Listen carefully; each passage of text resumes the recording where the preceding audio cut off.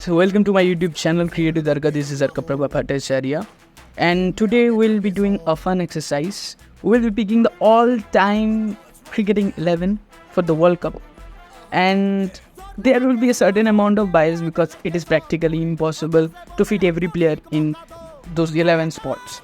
So I will choose my team as per my cricketing observation, as per my favorite, as per the performances also, and also what I have seen, the impact they had. So let's talk about the openers first. Number one is the easiest because he picks himself in any World Cup 11. Even in any limited overs or test cricket, he is the person who will be there because he is the greatest player of this generation or of this century. He is none other than Sachin Ramesh Tendulkar. 6 editions of World Cup: 92, 96, 99, 2003, 2007 and 2011.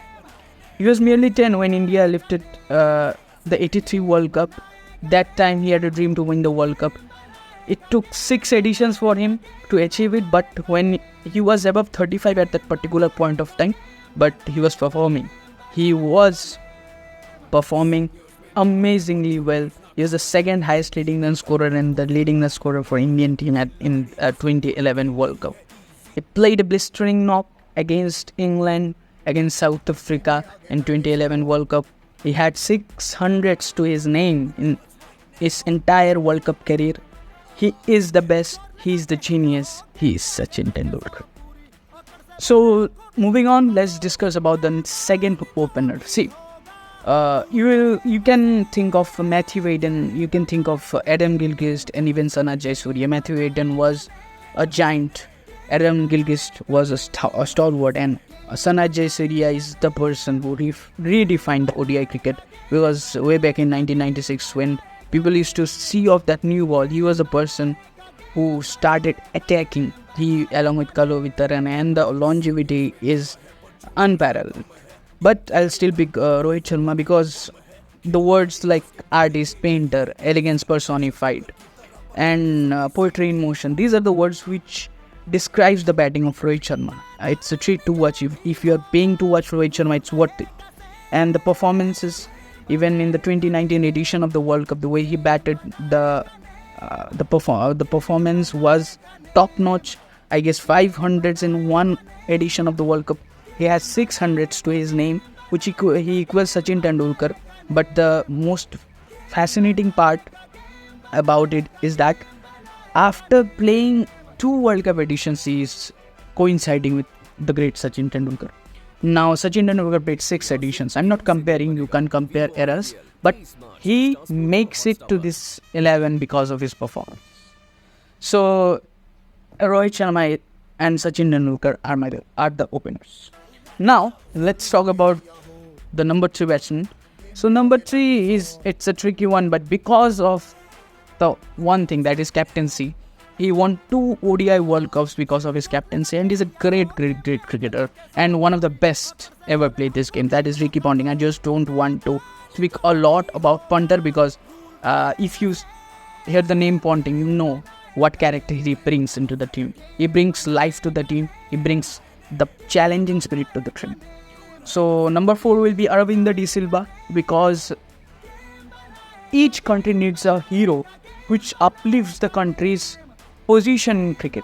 And for me, the Sri Lankan cricket or the history of Sri Lankan cricket will always remember the great Aravinda De Silva. Even it will remember Arjuna Ranatunga, but I have Ponting in my team, so I can't pick Arjuna Ranatunga, so I have to pick Aravinda De Silva because of the class he possessed, because of the player he was, and the way he played his game.